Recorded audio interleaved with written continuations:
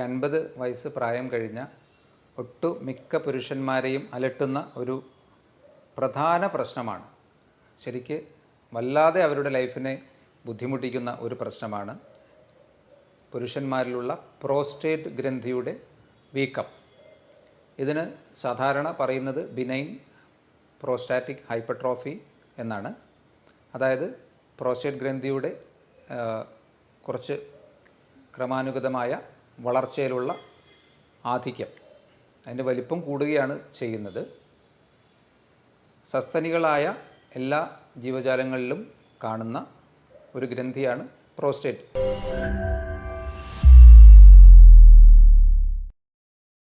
Hello friends, ഞാൻ doctor Abhiram. ഒരു 50 വയസ്സ് പ്രായം കഴിഞ്ഞ ഒട്ടുമിക്ക പുരുഷന്മാരെയും അലട്ടുന്ന ഒരു പ്രധാന പ്രശ്നമാണ്. ശരിക്ക് വല്ലാതെ അവരുടെ ലൈഫിനെ ബുദ്ധിമുട്ടിക്കുന്ന ഒരു പ്രശ്നമാണ് പുരുഷന്മാരിലുള്ള പ്രോസ്റ്റേറ്റ് ഗ്രന്ഥിയുടെ വീക്കം. ഇതിന് സാധാരണ പറയുന്നത് ബിനൈൻ പ്രോസ്റ്റാറ്റിക് ഹൈപ്പർട്രോഫി എന്നാണ്. അതായത് പ്രോസ്റ്റേറ്റ് ഗ്രന്ഥിയുടെ കുറച്ച് ക്രമാനുഗതമായ വളർച്ചയിലുള്ള ആധിക്യം, അതിൻ്റെ വലിപ്പം കൂടുകയാണ് ചെയ്യുന്നത്.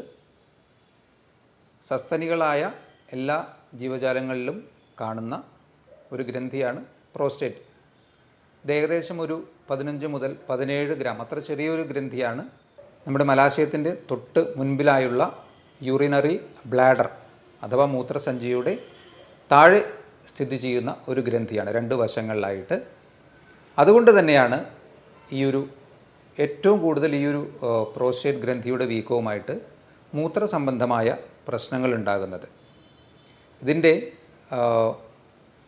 ഫങ്ഷൻ ശരിക്കും പറഞ്ഞാൽ ഇത് നമ്മുടെ ബീജ ഉൽപ്പാദനത്തിലൊക്കെ സഹായിക്കുന്ന ഒരു ഗ്രന്ഥിയാണ്. സെമിനൽ വെസിക്കിൾസുമായി ചേർന്ന് പ്രവർത്തിക്കുന്ന ഒരു ഗ്രന്ഥിയാണ്. ലക്ഷണങ്ങളായിട്ട് പലർക്കും ഇതിനെപ്പറ്റി കൃത്യമായ ധാരണയില്ല ഈ മൂത്രസംബന്ധമായ പ്രശ്നങ്ങൾ പറയുമ്പോൾ. പക്ഷേ കുറച്ച് കഴിയുമ്പോഴേക്കും അവർക്കൊരു ധാരണയാകും. കാരണം ഒരു 50 വയസ്സ് കഴിഞ്ഞ ഒരു വ്യക്തി ഡോക്ടറെ സമീപിച്ച് മൂത്ര തടസ്സത്തെക്കുറിച്ചോ അല്ലെങ്കിൽ അതിലുള്ള ബുദ്ധിമുട്ടുകളെക്കുറിച്ച് പറയുമ്പോൾ പെട്ടെന്ന് തന്നെ ഡോക്ടർ ഒരു സജഷൻ പറയുമല്ലോ, പ്രോസ്റ്റേറ്റ് ഗ്രന്ഥിയുടെ വീക്കമാവാനാണ് സാധ്യത. അപ്പോൾ അതിൽ നിന്ന് അവർക്ക് പെട്ടെന്ന് ആ ഒരു കാര്യം പിടികിട്ടും. പ്രശ്നമായിട്ടുള്ള മെയിനായിട്ട് വരുന്ന ലക്ഷണങ്ങൾ, അടിക്കടി മൂത്രമൊഴിക്കാനുള്ള ഒരു ടെൻഡൻസിയാണ്. ഈ ഒരു മെക്കാനിസം എങ്ങനെയാണെന്നാൽ, നമ്മുടെ യൂറിനറി ബ്ലാഡറിൻ്റെ താഴത്തെ ഭാഗം കഴിഞ്ഞ് അതിൻ്റെ ഉള്ളിൽ നിന്ന് പുറത്തേക്ക് മൂത്രനാളി, അതായത് പുരുഷന്മാർക്ക് പുറത്തേക്കുള്ള മൂത്രനാളി, അത് തുടങ്ങുന്നത് ഭാഗത്താണ് ഈ ഒരു ഗ്രന്ഥി വരുന്നത്. അതുകൊണ്ട് തന്നെ ഈ ഒരു ഗ്രന്ഥിയുടെ വീക്കം എപ്പോഴും പ്രഷർ സിംറ്റംസ് ഉണ്ടാക്കുന്നു. അപ്പോൾ കുറച്ച് ബ്ലാഡറിൽ മൂത്രമാവുമ്പോഴേക്കും ഈ ഒരു പ്രഷർ എഫക്റ്റ് കാരണം നമുക്ക് മോർ ഓഫ് ഒരു ഫുള്ളായിട്ടുള്ളൊരു ഫീലിംഗ് വരും, മൂത്രമൊഴിക്കണം തോന്നും. പക്ഷേ മൂത്രമൊഴിച്ചാൽ പൂർണ്ണമായി ഒഴിഞ്ഞു പോവുകയില്ല. അപ്പോൾ അടിക്കടി മൂത്രമൊഴിക്കാനുള്ളൊരു ടെൻഡൻസിയാണ്. അത് തന്നെ രാത്രി കാലങ്ങളിൽ ഉറക്കത്തെ നല്ലതുപോലെ ഡിസ്റ്റർബ് ചെയ്യുന്ന രീതിയിൽ 3 or 4 തവണയൊക്കെ എഴുന്നേറ്റ് മൂത്രമൊഴിക്കേണ്ട ഒരു അവസ്ഥ ഉണ്ടാകാം. ഓരോ പ്രാവശ്യം മൂത്രം ഒഴിക്കുമ്പോഴും അത് കംപ്ലീറ്റ് ആവാത്തത് കൊണ്ടാവാം പലപ്പോഴും വീണ്ടും കുറച്ച് കഴിയുമ്പോൾ വീണ്ടും ഫുള്ളായൊരു ഫീൽ, വീണ്ടും ഒഴിക്കണമെന്ന് തോന്നും. അതിൻ്റെ കൂടെ ഈ സ്ട്രീം തിന്നാവും, അതായത് പുറത്തേക്ക് പോകുന്ന മൂത്രത്തിൻ്റെ സ്ട്രീം കനം കുറയുക, സ്പ്ലിറ്റാവുക, 2 ഭാഗങ്ങളായി സ്പ്ലിറ്റായി മൂത്രം പോകാനുള്ള സാധ്യത. മൂത്രം ഒഴിച്ചു കഴിഞ്ഞാലും പിന്നെയും ചില ഡ്രോപ്പുകൾ ബാക്കിയായി ഡ്രസ്സിലൊക്കെ ആവാനുള്ളൊരു സാധ്യത. അതുപോലെ മൂത്രം ഒഴിക്കാൻ ഇരുന്ന് കഴിഞ്ഞാൽ മൂത്രം പുറത്തേക്ക് വരണമെങ്കിൽ തന്നെ നമുക്ക് കുറച്ച് വെയിറ്റ് ചെയ്യേണ്ടി വരും. മേ ബി കുറച്ച് സെക്കൻഡ്സൊക്കെ വെയിറ്റ് ചെയ്ത് കഴിഞ്ഞാൽ ആ ഒരു പ്രഷർ റിലീസായിട്ട് മൂത്രം പുറത്തേക്ക് വരുള്ളൂ. അതുപോലെ ഒഴിച്ച് കഴിഞ്ഞതിന് ശേഷവും ഒരുപാട് സ്ട്രെയിൻ ചെയ്യേണ്ടി വരിക. ഇതിൻ്റെ കൂടെ തന്നെ നേരത്തെ പറഞ്ഞല്ലോ, മലാശയത്തിൻ്റെ തൊട്ട് മുന്നിലായി വരുന്ന ഒരു അവയവത്തിൻ്റെ താഴെ കാണുന്നുള്ള മൂത്രസഞ്ചിയുടെ താഴെ. അതുകൊണ്ട് തന്നെ മലബന്ധം വളരെ അധികമായ വീക്കമുണ്ടെങ്കിൽ ശരിയായ രീതിയിലുള്ള മലശോധന കിട്ടാത്ത പ്രശ്നം, ശോധന കുറച്ച് അവിടെയും തിന്നായിട്ട് പോകുന്ന പ്രശ്നങ്ങൾ, ഇതൊക്കെ തന്നെ ഇത്രയും പ്രശ്നങ്ങളൊക്കെ കോമൺ ആയിട്ട് ഈ ഒരു അസുഖവുമായി ബന്ധപ്പെട്ട് ഉണ്ടാവാറുണ്ട്. ഇത് symptoms person to person vary ചെയ്യാം.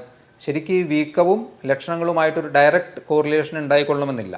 ചെറിയ വീക്കമുള്ളവർക്ക് കൂടുതൽ പ്രശ്നങ്ങളുണ്ടാകാം, കൂടുതൽ വീക്കമുള്ളവർക്ക് ഒരുപക്ഷെ മിനിമൽ പ്രശ്നങ്ങളെ ഉണ്ടാവാനും സാധ്യതയുള്ളൂ. അതിന് അങ്ങനെ ഡയറക്റ്റ് റിലേഷൻ പറയാൻ പറ്റില്ല. ഇനി ഇതിൻ്റെ കൂടെ ചില അവസരങ്ങളിൽ ഈ പ്രോസ്റ്റേറ്റിന് ഇൻഫ്ലമേഷൻ വന്ന് ചിലപ്പോൾ രക്തം കലർന്ന മൂത്രം പോകാനുള്ള സാധ്യതയുണ്ട്. അതുപോലെ തന്നെ ഏറ്റവും സിവിയറായിട്ടുള്ള ഒരു സ്റ്റേജിൽ തീരെ മൂത്രം പോകാത്ത ഒരവസ്ഥയും ഉണ്ടാകാം. കംപ്ലീറ്റ് ബ്ലോക്കേജ് ഓഫ് യൂറിൻ അങ്ങനെയും ഉണ്ടാവാൻ സാധ്യതയുണ്ട്. അപ്പോൾ ഇതിൻ്റെ കോമൺ ആയിട്ടുള്ള സിംറ്റംസ് ഇതൊക്കെയാണ്. ഏറ്റവും ബുദ്ധിമുട്ടിക്കുന്നത് രാത്രി കാലങ്ങളിലുള്ള അടിക്കടി മൂത്രം ഒഴിക്കേണ്ടി വരുന്ന പ്രശ്നമാണ്. ഇത്തരത്തിലുള്ള പ്രശ്നങ്ങൾ ഉണ്ടാകുമ്പോൾ അതെപ്പോഴും ഒരു 50 ഇയേഴ്സ് കഴിഞ്ഞ ഒരു വ്യക്തിക്ക് നമുക്ക് അങ്ങനെ ചിന്തിക്കാമെങ്കിലും ഇത് കൂടാതെയും ഇതുപോലെയുള്ള സിമിലറായിട്ടുള്ള പ്രശ്നങ്ങൾ വരാം. For example urinary tract infection കൊണ്ടുവരാം. അതുപോലെ തന്നെ ഈ ബ്ലാഡറുമായി റിലേറ്റഡ് ആയിട്ടുള്ള എന്തെങ്കിലും സർജറി അല്ലെങ്കിൽ അബ്ഡോമിനൽ സർജറി കഴിഞ്ഞവർക്ക് അതിൻ്റെ പാർശ്വഫലങ്ങളായിട്ട് ഇത്തരത്തിലുള്ള പ്രശ്നങ്ങൾ വരാൻ സാധ്യതയുണ്ട്. ഇതിലുപരി ചിലപ്പോൾ പ്രോസ്റ്റേറ്റ് ഗ്രന്ഥിയുടെ ക്യാൻസർ മൂലവും, ഇതും വളരെ കോമൺ ആയിട്ടുള്ളൊരു കണ്ടീഷനാണ്, പ്രോസ്റ്റേറ്റ് ഗ്രന്ഥിയുടെ ക്യാൻസർ മൂലവും ഇത്തരത്തിലുള്ള സിംറ്റംസ് ഉണ്ടാകാം. അപ്പോൾ ഇതിൽ നിന്നൊക്കെ നമുക്കൊന്ന് വേർതിരിച്ചറിയണമല്ലോ. അപ്പോൾ അതിന് ഏറ്റവും സിമ്പിളായിട്ട് ചെയ്തു നോക്കാവുന്ന ഒരു ടെസ്റ്റ് എന്നുള്ളത് അൾട്രാ സോണോഗ്രാം എന്ന ടെസ്റ്റാണ്. USG വളരെ കോമൺ ആയിട്ട് നോൺ ഇൻവേസീവാണ്. അതായത് മറ്റു പാർശ്വഫലങ്ങളുമില്ല, നമുക്കൊന്നും വയറിൻ്റെ പുറത്ത് മാത്രം വെച്ച് ചെയ്യുന്നൊരു ടെസ്റ്റാണല്ലോ. അത് ചെയ്തു നോക്കിയാൽ തന്നെ ഒരുവിധം ആൾക്കാരിലൊക്കെ ഈ പ്രോസ്റ്റേറ്റ് ഗ്രന്ഥിയുടെ വീക്കം, അതിൻ്റെ ഗ്രേഡ് ഒക്കെ നമുക്ക് മനസ്സിലാക്കാൻ കഴിയും. അതിൽ തന്നെ റെസിഡ്യുവൽ യൂറിൻ, അതായത് മൂത്രം ഒഴിച്ചതിന് ശേഷം വീണ്ടും സ്കാൻ എടുക്കുമ്പോൾ എത്രത്തോളം മൂത്രം അതിൽ കെട്ടി നിൽക്കുന്നുണ്ട് എന്നുള്ളത് നമുക്ക് മനസ്സിലാക്കാൻ കഴിയും. അപ്പോൾ സിമ്പിളായിട്ട് ഡയഗ്നോസ് ചെയ്യാവുന്ന ഒരു അസുഖവുമാണ്. ലക്ഷണങ്ങൾ തന്നെ ധാരാളമാണ്. ഇനി അതല്ല അതിൻ്റെ അപ്പുറത്തേക്ക് അതിൻ്റെ ഗ്രേഡൊക്കെ മനസ്സിലാക്കണമെങ്കിൽ സിമ്പിളായിട്ടുള്ളൊരു അൾട്രാസൗണ്ട് ടെസ്റ്റ് ചെയ്ത് നോക്കിയാലും മതി. ഈ ഒരു അസുഖം കൂടുതൽ പ്രശ്നങ്ങൾ ഉണ്ടാക്കാൻ സാധ്യതയുള്ള ഒരു ഗ്രൂപ്പ്, ഒന്ന് ഏജ് അഡ്വാൻസ് ചെയ്യുന്നതിനനുസരിച്ചിട്ട് ഈ ഒരു ഗ്രന്ഥിയുടെ വീക്കം കുറച്ച് കൂടി വരാനും ബുദ്ധിമുട്ടുകൾ കൂടാനുമുള്ള സാധ്യതയുണ്ട്. അപ്പോൾ ഏജ് ഒരു ഫാക്ടറാണ്. 2, ഫാമിലി ഹിസ്റ്ററി ഓഫ് ഇത്തരത്തിലുള്ള പ്രോസ്റ്റേറ്റ് അസുഖങ്ങൾ പെട്ടെന്ന് വരാൻ ടെൻഡൻസി ഉള്ളവർക്ക് അത് കൂടുതൽ ബുദ്ധിമുട്ടുണ്ടാക്കാം. അമിതവണ്ണമുള്ളവർക്ക് ഇതൊരു കൂടിയ പ്രശ്നമായി തോന്നാൻ സാധ്യതയുണ്ട്. അതുപോലെ തന്നെ ഹാർട്ടിൻ്റെ അസുഖങ്ങളുള്ളവർ, ഡയബറ്റീസ് പോലെയുള്ള അസുഖങ്ങളുള്ളവർക്കൊക്കെ തന്നെ ഈ ഒരു പ്രോസ്റ്റേറ്റ് ഗ്രന്ഥിയുടെ BPH എന്ന അസുഖത്തിൽ കൂടുതൽ ലക്ഷണങ്ങൾ ഉണ്ടാകാൻ സാധ്യതയുണ്ട്. അപ്പോൾ ഇനി ഇതിനെങ്ങനെ മാനേജ് ചെയ്യാൻ പറ്റുക? ഇതിനെ കാര്യമായിട്ട് പലരും കാര്യമായ ചികിത്സ നിഷ്കർഷിക്കാറില്ല. അൺലെസ് ആൻഡ് അൺടിൽ സിംറ്റംസ് നമ്മളെ വല്ലാതെ ബുദ്ധിമുട്ടിക്കുന്നുണ്ടെങ്കിൽ, ഒരുവിധം മാനേജ് ചെയ്യാൻ പറ്റുമെങ്കിൽ നമ്മൾ തന്നെ ലൈഫ് സ്റ്റൈലിൽ കുറച്ച് അഡ്ജസ്റ്റ്മെൻറ്റ് ചെയ്താൽ മതി. ഭക്ഷണത്തിലൊക്കെ അധികമായിട്ടുള്ള സ്പൈസി ഫുഡ്, അതുപോലെ ജങ്ക് ഫുഡ്, ഇതൊക്കെ മാക്സിമം ഒഴിവാക്കുക. ഏറ്റവും പ്രധാനപ്പെട്ട ഒരു കാര്യം, നമുക്ക് ഉള്ളിലേക്ക് കൂടുതലായിട്ടുള്ള വെള്ളം ലിക്വിഡ്സ് അല്ലെങ്കിൽ ഫ്ലൂയിഡ്സ് ചെല്ലുമ്പോഴാണല്ലോ നമുക്ക് അത് യൂറിൻ്റെ ഫോമിൽ പുറത്തേക്ക് വരുന്നത്. അതുകൊണ്ട് തന്നെ പ്രോസ്റ്റേറ്റ് ഗ്രന്ഥിയുടെ വീക്കം കൊണ്ട് ബുദ്ധിമുട്ടുള്ളവർ ആദ്യം ചെയ്യേണ്ടത് ഒരു 7 മണിയോടുകൂടി നിങ്ങൾ ലിക്വിഡ് ഫുഡ് അല്ലെങ്കിൽ വെള്ളം കുടിക്കുന്ന കാര്യങ്ങൾ നിർത്തുക. അപ്പോൾ ഏകദേശം നിങ്ങളൊരു 7 മണിക്ക് ശേഷം ഒരു 9 മണി അല്ലെങ്കിൽ 10 മണിക്ക് കിടക്കുന്ന ഒരാളാകുമ്പോൾ 1-2 തവണ ഒരു അത്യാവശ്യം അതിൽ നിന്ന് ഫോം ചെയ്ത യൂറിൻ ഒഴിച്ചു പോയി കഴിഞ്ഞാൽ പിന്നെ രാത്രിയിൽ അത്ര ബുദ്ധിമുട്ടുകൾ ഉണ്ടാകാൻ സാധ്യതയില്ല. അപ്പോൾ ആദ്യം ചെയ്യേണ്ടത് അതാണ്. അതുവരെ നിങ്ങൾക്ക് നല്ലതുപോലെ വെള്ളം കുടിക്കാം. കാരണം ഏറ്റവും പ്രശ്നം ഇതിൽ ഉറക്കം നഷ്ടപ്പെടുക എന്നുള്ളത് തന്നെയാണല്ലോ. അപ്പോൾ 7 മണിയോടുകൂടി വെള്ളം അധികമായി കുടിക്കുന്ന ശീലമുണ്ടെങ്കിൽ അത് നിർത്തുക. പിന്നെ ഞാൻ ഈ പറഞ്ഞ ഭക്ഷണക്രമം സ്വീകരിക്കുക. വ്യായാമം ഇതിന് തീർച്ചയായിട്ടും നല്ല രീതിയിൽ ഹെൽപ്പ് ചെയ്യുന്നതാണ്. നിങ്ങൾ സാധാരണ സ്വിമ്മിങ്, ജോഗിങ്, അല്ലെങ്കിൽ സാധാരണ നടത്തം, നിങ്ങളുടെ നോർമൽ ഓപ്റ്റിമൽ വെയ്റ്റ് മെയിൻറ്റെയിൻ ചെയ്യുന്നതിലേക്ക് വേണ്ടിയും ഈ ഒരു അസുഖവുമായി റിലേറ്റഡ് ആയിട്ടും കൃത്യമായ വ്യായാമം ഒരു പരിധിവരെ ഇതിൻ്റെ എക്സസീവ് സിംറ്റംസ്, അതായത് കൂടുതൽ ബുദ്ധിമുട്ടുകൾ ഒഴിവാക്കും. അതിൽ തന്നെ കെഗൽസ് എക്സസൈസ്, ഇപ്പോൾ നിങ്ങൾക്ക് യൂട്യൂബിലൊക്കെ നോക്കിയാൽ പെട്ടെന്ന് അവൈലബിൾ ആവുന്ന ഒരു മെത്തേഡാണ്. അപ്പോൾ അത് നോക്കിയിട്ട് കെഗൽ എക്സസൈസ് പൊതുവെ പെൽവിക് മസിൽസിനെയൊക്കെ ഒന്ന് സ്ട്രെങ്തൻ ചെയ്യാൻ വേണ്ടിയിട്ട് ഉപയോഗിക്കാവുന്നതാണ്. അപ്പോൾ കെഗൽസ് എക്സസൈസ് പ്രാക്ടീസ് ചെയ്യാം. അതുപോലെ തന്നെ യോഗയിൽ ഇതിനെ സഹായിക്കുന്ന ചില എക്സസൈസ് പോസ്ചേഴ്സ് ഉണ്ട്. ഇതൊക്കെ തീർച്ചയായിട്ടും ഈ ഒരു ബുദ്ധിമുട്ടുണ്ടെങ്കിൽ അത് ഒന്ന് പ്രാക്ടീസ് ചെയ്യുന്നത് നല്ലതായിരിക്കാം. കാരണം BPH എന്നുള്ളത് ഇൻവേരിയബിളി ഒരു 50ക്ക് ശേഷം എപ്പോൾ വേണമെങ്കിലും, 50ക്ക് മുന്നേ ഇപ്പോൾ പലപ്പോഴും കാണാറുണ്ട്, ഏതൊരവസരത്തിലും ചെറുതായിട്ട് തുടങ്ങി നല്ല സിവിയർ ആവാൻ സാധ്യതയുള്ള ഒരു അസുഖമാണ്. അതുകൊണ്ട് തന്നെ അതിനെ വരാതിരിക്കുക എന്നുള്ളതിനേക്കാളും വന്നതിനെ കൂടാതെ മാനേജ് ചെയ്ത് പോകുന്നതായിരിക്കാം നന്നാവുക ഈ ഒരു അസുഖത്തിൽ. എന്നുവെച്ചാൽ ഈ ഞാൻ പറഞ്ഞല്ലോ മാമൽസ് ആയിട്ടുള്ള എല്ലാ ജീവികൾക്കും ഈ ഒരു ഗ്രന്ഥിയും അതുമായി ബന്ധപ്പെട്ട ഈ ഒരു പ്രശ്നങ്ങൾ നമുക്കാണത് കാര്യമായിട്ട് മനസ്സിലാവുന്നത്, ഉണ്ടാകാൻ സാധ്യതയുണ്ട്. അപ്പം അതുകൊണ്ട് അതിന് നല്ല രീതിയിൽ മാനേജ് ചെയ്ത് പോവുക. ഇത്രയും കാര്യങ്ങൾ ചെയ്തു കഴിഞ്ഞാൽ അതിൻ്റെ ആ ഒരു നമുക്ക് മെഡിസിൻ കഴിക്കേണ്ട അവസ്ഥയിലേക്കൊന്നും പലപ്പോഴും പോകേണ്ടി വരില്ല.